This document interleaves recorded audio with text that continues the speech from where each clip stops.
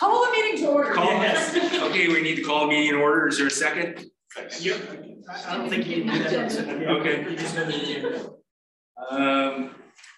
Do roll call. Roll call. Bowen. Present. Pryor. Here. Donahue. Elliott. Burr. Here. Myers. Nowacki. Present. Pengilly. Here. And Rayburn. Here. Okay, right on to welcome to our next superintendent. What did I say last thing? I don't much. Duplessis. Duplessis. Yeah. Welcome, Lisa. Thank you. And then right on to new business. Did everybody get a chance to review the minutes? We'll go back to welcoming. Yes. For a second. Hey. Yeah, so I worked at the city for 5 years, worked with Sarah. I ran our environmental education program, so Foothills Learning Center, Bucks, and also worked with the Bucks nonprofit as the executive director. And yeah, I'm just super excited about being here and learning lots of new stuff. Yeah, thanks. You're all very lucky to have her. Big shoes to fill. Big shoes. Hey, don't talk about my feet. Thank you. Okay, new business, the minutes. Did everybody get a chance to read them over? Anybody have any questions on them, comments, etc., changes they want made? Seeing none. Is there a motion to approve the minutes? So moved. Is there a second? Second. All those in favor? Aye. Anybody opposed? Okay, right on to B, improvement project, application Hawkins Loop Trail and Trailhead. Is there someone here from the city to talk about it? I think there's a couple of things that we can talk about. Yeah, Mr. Chair. Yes. Welcome, or thank you for having me today. We're being here not in that seat, but I'm happy to bring this project to you. And Wendy Larimore is on our virtual meeting. She's the designer on this project, so she's here as well to answer any questions related to the design. Hopefully this was not a surprise. I mean, sure that the cost might have been more than you thought, but the project itself hopefully wasn't a surprise. We had been talking about this, knowing that it was going to be needing support. And so I'll just do a quick overview. I think Chloe has a PowerPoint we can share, so I'll wait for that for a minute. But Hawkins Range Reserve, you'll recall, is a combination of 3 different property purchases that were done in 2015 and maybe finalized in 2016. This was the Berry property. I just moved right into it. Thank you. The Berry property, the Humane Society properties, and then the Hawkins properties. Total of close to 400 acres. It's right off Bogus Basin Road. The property was purchased in 2015. The properties were purchased in 2015, and we spent about a year sort of getting to know it. We did some biological assessments. We talked with Fish and Game about the property and tried to just get a good sense of how we might open it up for recreation in a responsible and sustainable way. And then in 2019, actually, would you mind forwarding the slide? Thank you. David Gordon, our trails manager, began to plan for the construction of this loop. And that included applying for a grant with the Idaho Department of Parks and Recreation and utilizing the city funding that we had available at that time to match the grant.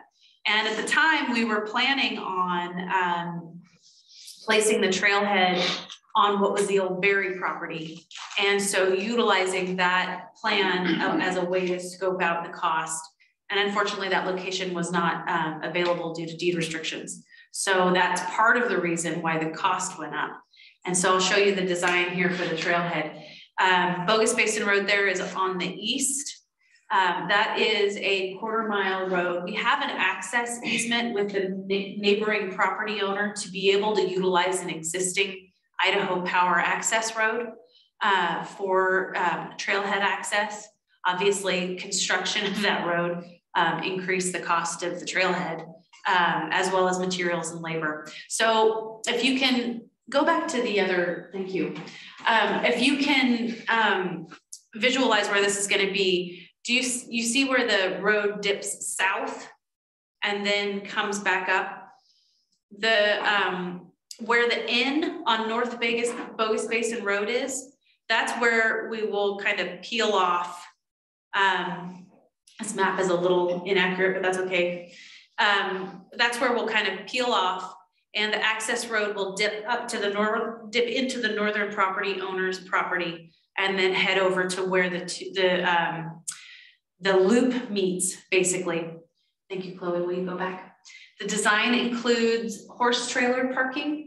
This was one of the items of feedback we received during the Ridge to Rivers 10-year management plan public engagement process, is that we need to continue to provide more horse trailer opportunities. So the horse trailer parking is what would look like a little roundabout there.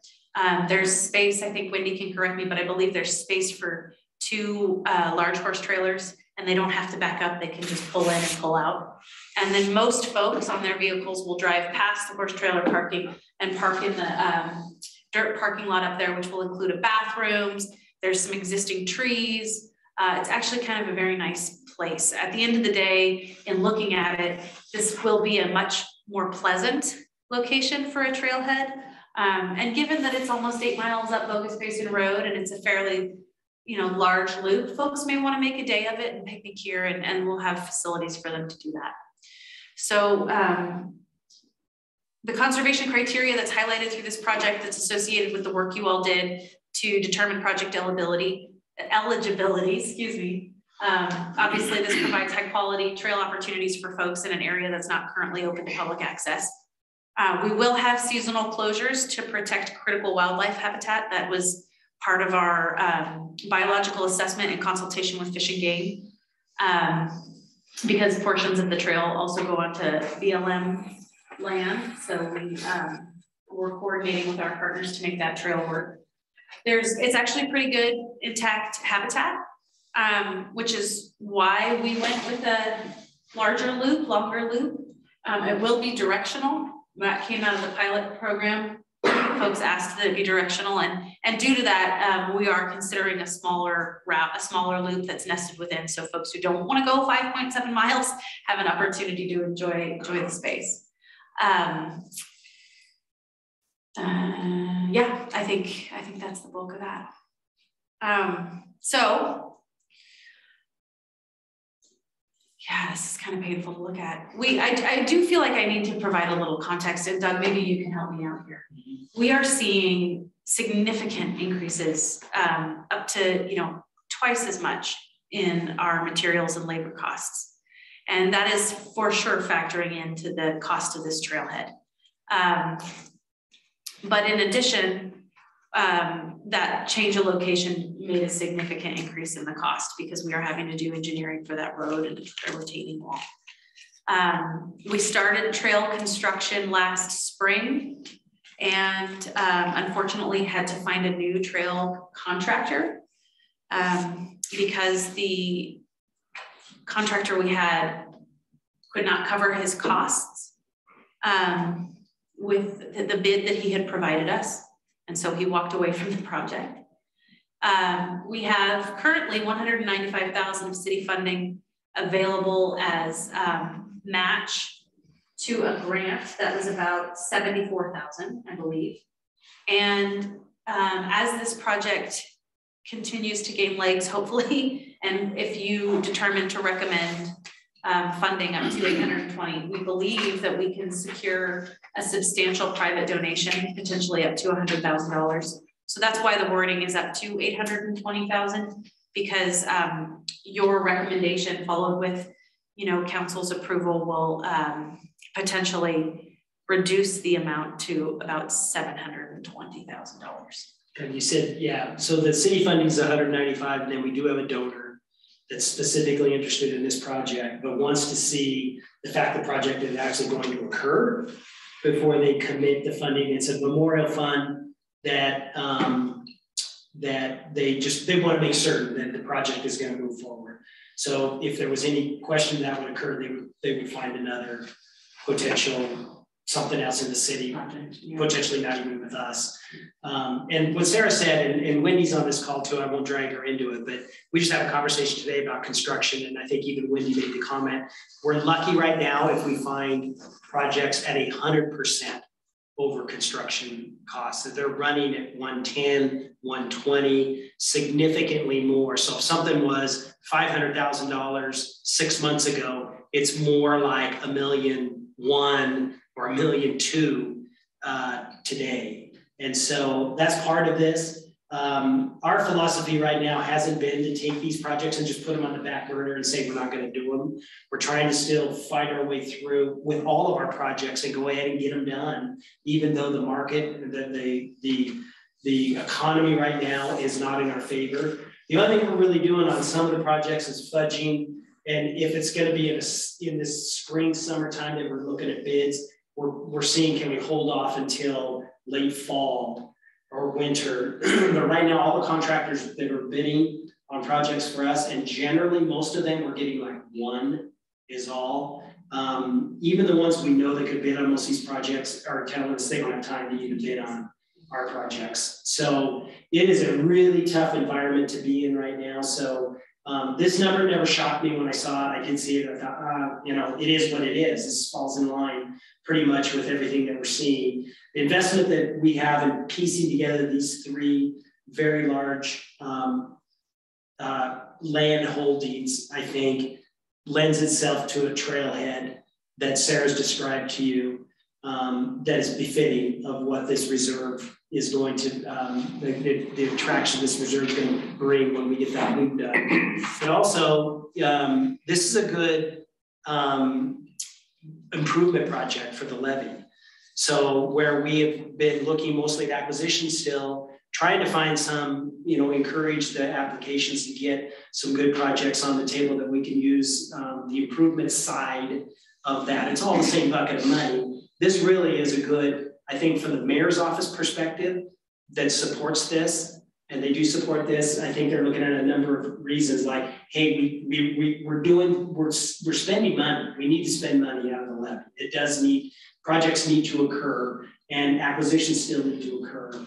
And we want to still see, the fact that improvement projects are included in this and not just acquisition. So it certainly is attractable from that perspective as well. So, and there is before anyone asks, we got what, 6.7 million. That does not include one acquisition that you all are aware of that is still working through the purchase sale process. That one would be about 1.5 million. And at this point, even though we brought others to you, there's nothing on the table right now that is definitively moving forward. And so, I just want to create the context that in the scheme of things, this may seem like a large amount for an improvement project, but in the scheme of things, with the amount of money we have, and in fact, we will see improvement projects go down the road, I don't think this is completely and totally out of line. So I'll pause. So these numbers are solid. We have placed this project out to bid. And so we have someone who had one contracting company who has bid on the project, and these numbers are coming from that bid. To Patty's question, Patty had a question. Can I see it real quick?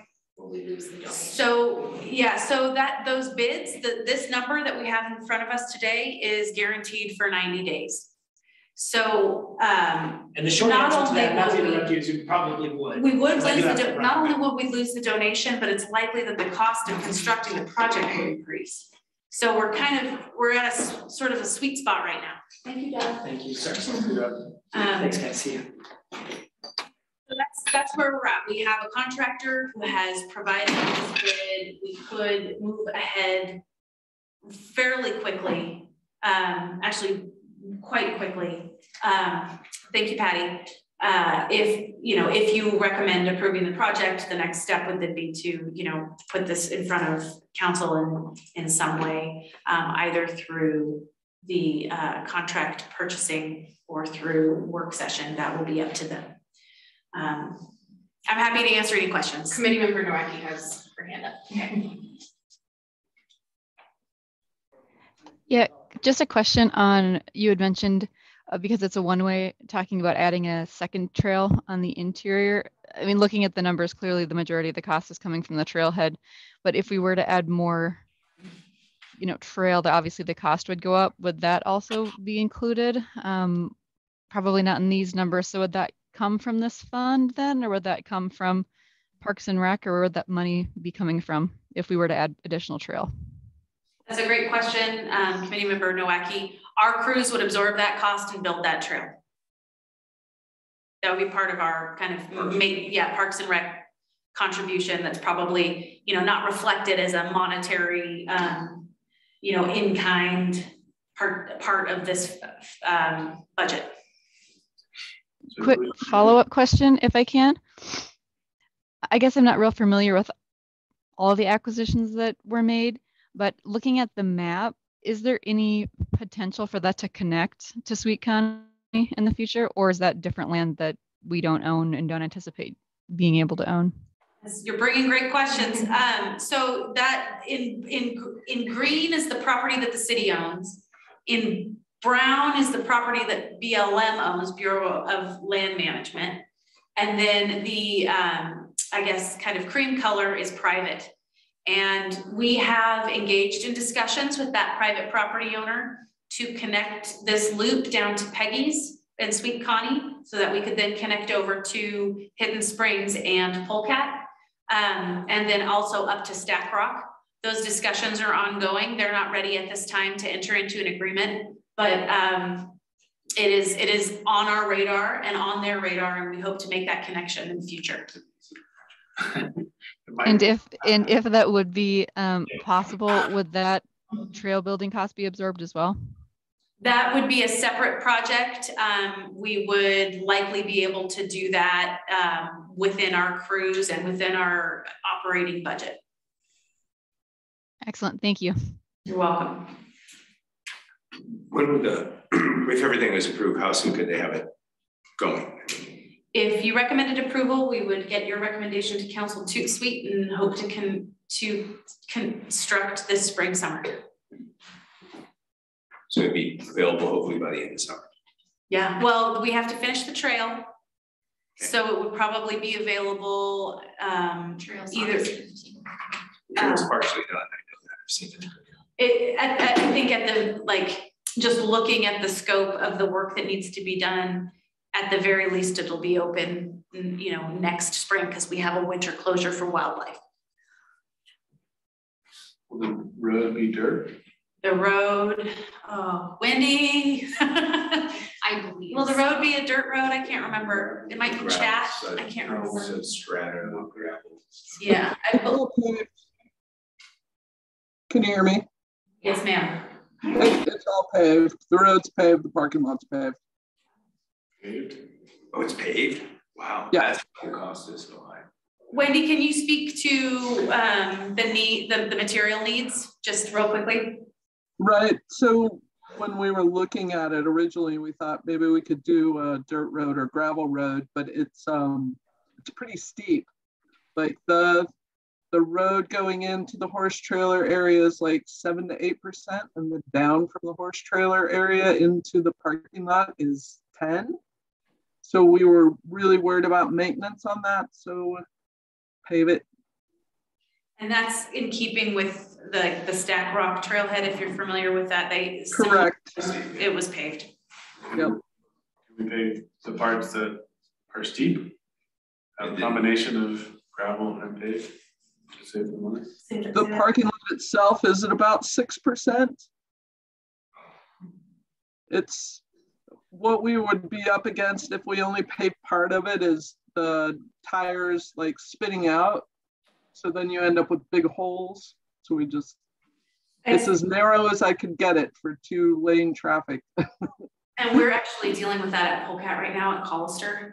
Yeah. The end of that cul-de-sac and the steepness up into that trailhead is an ongoing maintenance headache, and we're going to be paving that as well. That was my question, because I know that's gravel, and I was going to ask you. So, right, yeah, I guess transitioning from asphalt to Dirt the or gravel or is a anything. really is a high maintenance problem. Yeah. Huge potholes. I'm looking at this thing now and you can see the gradations. So we've offered a recommended motion. I'm sorry, go ahead. Yep. She got me going with The shorter trail, yes, would it be one way? And is the land and property conducive to that? the land You and got that property. figured out? We do. We have it figured out, and it will actually not be one way. Oh. Yeah, that one will be. Well, I guess it has to be one way. I take it back because it's going to loop into the other loop. Yeah, it'll just be about a mile, 1.2 miles.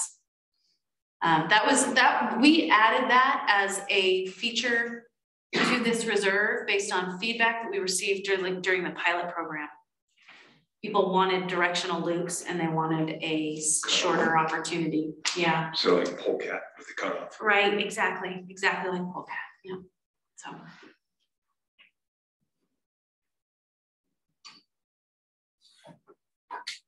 It's very useful.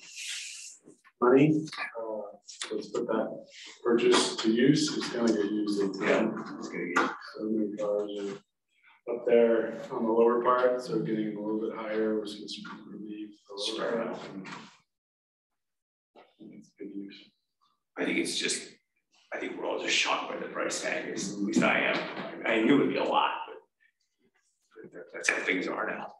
Well, and like we were talking about before, with committee member Raber, you know, we spent $500,000 on a trailhead 2 years ago now. And if we put that out to bid now, it'd be twice as much, if not more. We're placing a bathroom in Julia Davis Park and it's $1 million.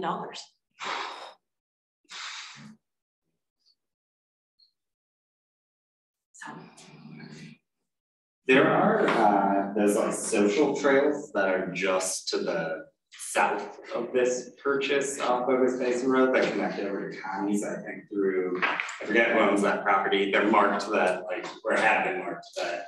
Charing Cross is probably. Yes, yeah. that you could walk through them to get down to Connie's. Would there be any, or to, yeah, Peggy's. Would there be any opportunity for connectivity through that to this, or does it really? Potentially, Yeah. like I said, that currently that property owner is not interested in. It's Turtling. Oh, Turtling. Yeah, the Turtling property just to the south of this purchase. Yeah, I mean, we have a good working relationship with the Turtling family. I think there's a lot of opportunity for connectivity, but obviously we have to get it open up for access and build that trail first. So I think, you know, Lisa and David can work with the surrounding property owners to see what we can accomplish. There's that bend you can see at the bottom of the map Yes. right there. And just to the east or sort of northeast of that, there's social trails that dip down into sort of Peggy's and. That's in the Dry Creek area. So that would connect potentially down to Peggy's, but it's farther south. It's further south. Yes. Okay. Yeah, it's too far south. Gotcha. Because we have to go through the other private property owner's property in order to So make that. that doesn't abut to the. Yeah. Gotcha. Because you can see where naturally you'd want the trail. Is the trailhead right where the loop meets the road? The trailhead is kind of right where the loop comes together. So this map is a little out of date in that it shows the connection to the old trailhead site, not the existing trailhead site. But it's all been mapped out. We do have that map somewhere. I just didn't catch it. I'm When you sorry. say seasonal closure. November through April. It follows the closures associated with winter range habitat. So we will have a gate up there, November to March, thank you. We will have a gate up there. Could be snowy anyway. Yes, and then it kind of alleviates our requirement to get a snowplow up there too. Oh, that's true, you have to.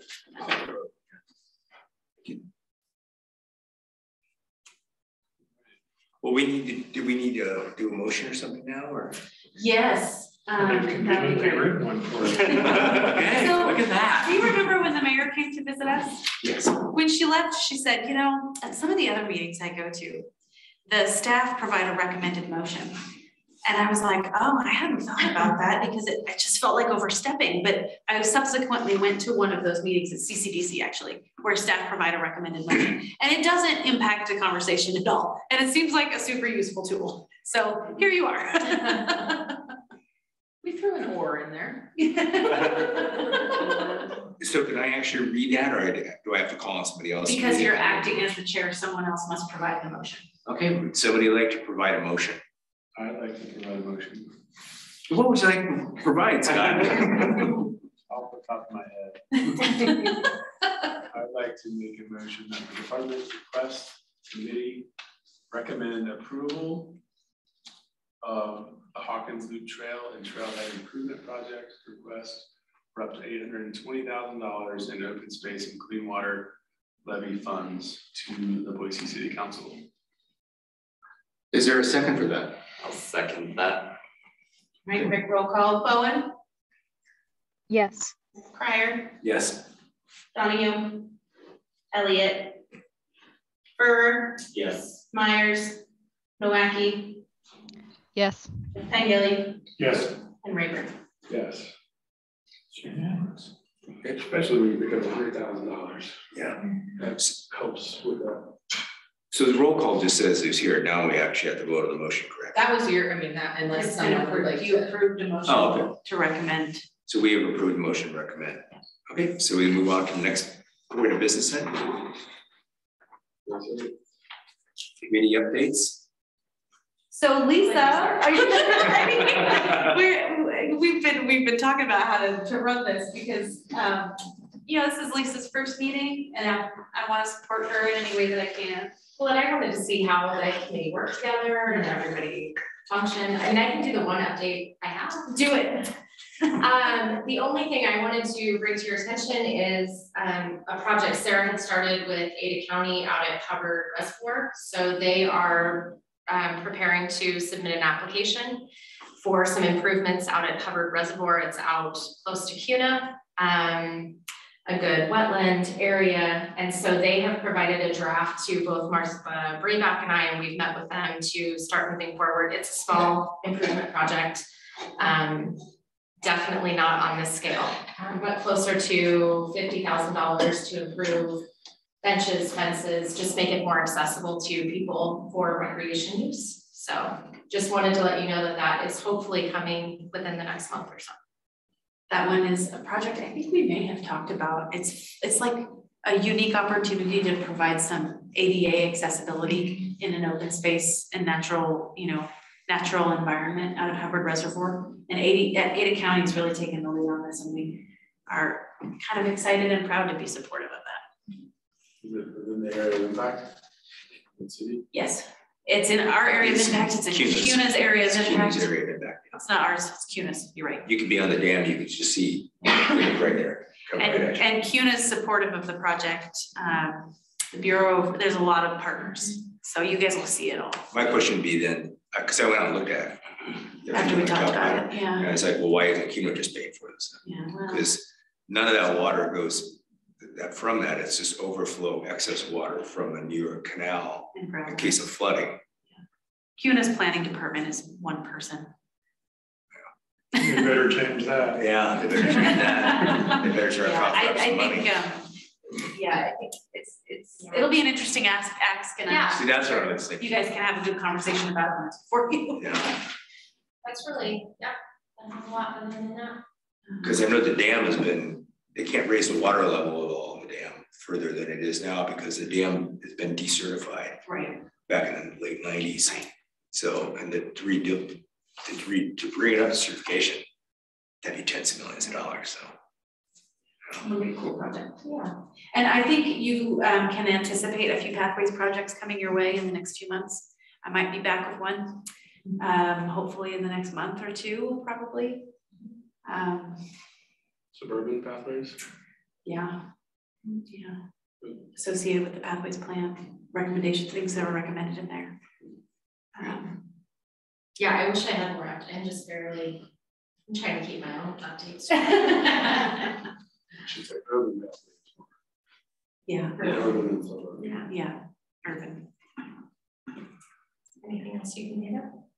I don't know, I'm like, I honestly am like so excited that you recommended we move forward with Hawkins that my brain is stunned. I'm like a bird that hit a window. You just look at the prices, how they're going, it's just like, Yeah. it's painful, I mean, for me, it was really painful, so much it is, but then. Yeah, I think that's good. I mean, thankfully we meet monthly now, Yeah. so. The way I look at it, it spurred some even objection or, interest from the public. Yeah. It's like, we need to be doing these things, Yeah. bring some to us. Yeah. If you don't, Yeah, we're gonna do them, we're gonna find the ones that need to be done. it's a good investment. It'll be a beautiful trailhead. Yeah. And I It's think not the really price proud. side, it'll be really well used from the second it opens. Yeah. I don't know, you have a list. Oh, Yeah. my other question about that was the horse parking, trailer parking. I think you kind of alluded to, if it's not being used by horse trailers, it can be used by automobiles. We'll have signage up to encourage people to use the trail, the automobile parking, because we do have issues with folks utilizing horse trailer parking. When they shouldn't be. That really caused a lot of frustration, continues to cause a lot of frustration. So mostly all we can do is sign it and provide the opportunity. If no one's there using the horse trailer parking and the parking lot is full, I can guarantee you that cars will spill over into it, yes.